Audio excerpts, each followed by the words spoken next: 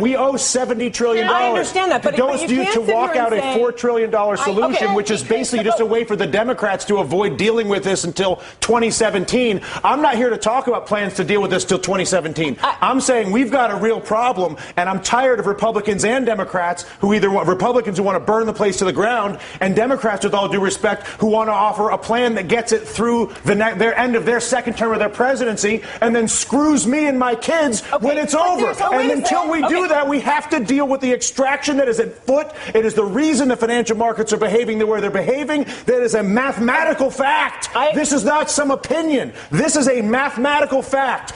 Tens of trillions of dollars are being extracted from the United States of America.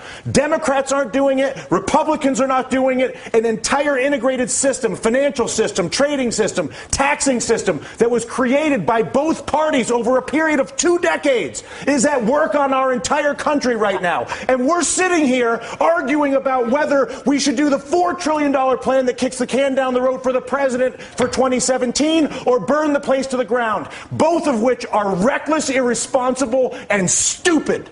And the fact of the matter is, until we actually, and I'm sorry to lose my temper, but I tell you what, I've been coming on TV for 3 years doing this. And the fact of the matter is that there's a refusal on both the Democratic and the Republican side of the aisle to acknowledge the mathematical problem, which is that the United States of America is being extracted. It's being extracted through banking, it's being extracted through trade, and it's being extracted through taxation. And there's not a single politician that has stepped forward, Susan, to deal with this. But there's only one right now. The leader of the free world, whether you like it or not, the President of the United States is arguably one of the most powerful individuals we have out there. But and Susan, he's what you're saying is exactly the point that Dylan is making. It's not about one guy. It's about all of them. No, I actually disagree. I think Dylan's saying it is about one guy. It is about one guy. What would you like him to do? I would like him to go to the people of the United States of America and say, people of the United States of America, your Congress is bought. Your Congress is incapable of making legislation on health care, banking, trade, or taxes, because if they do it, they will lose their political funding, and they won't do it. But I'm the President of the United States, and I won't have a country that is run by a bought Congress. So I'm not going to work with a bought Congress and try to be Mr. Big Guy. I'm working with the bought Congress.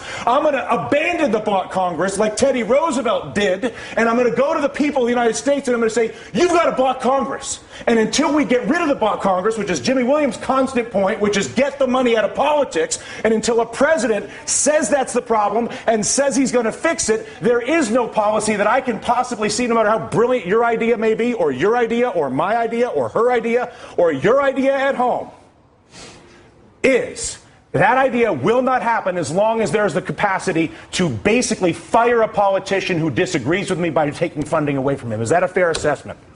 Money in politics is the root of all political evil. It is corruption at its worst.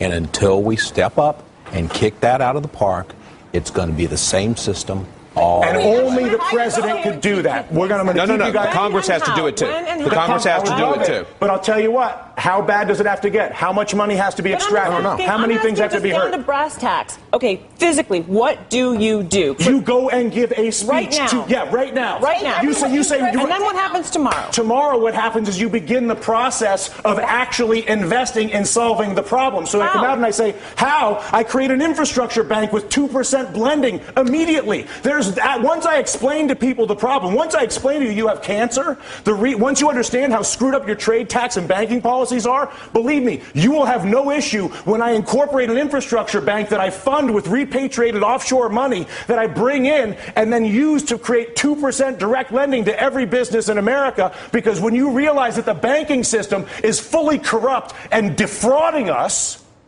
and I come out and say that, which is what I want my president to do, that at that exact moment I say, you know what, we got a screwed up situation here, people. You all know it, and now what? I'm going to admit it. And as a result, not only have I admitted it, but we're going to begin the process of solving it like grown-ups. They did it in World War II. They did it after the Civil War. They did it in Latin America with the Brady bonds. We are not seeing it happen now. The panel stays a little more emotional than I anticipated getting at work this afternoon, but what am I going to do?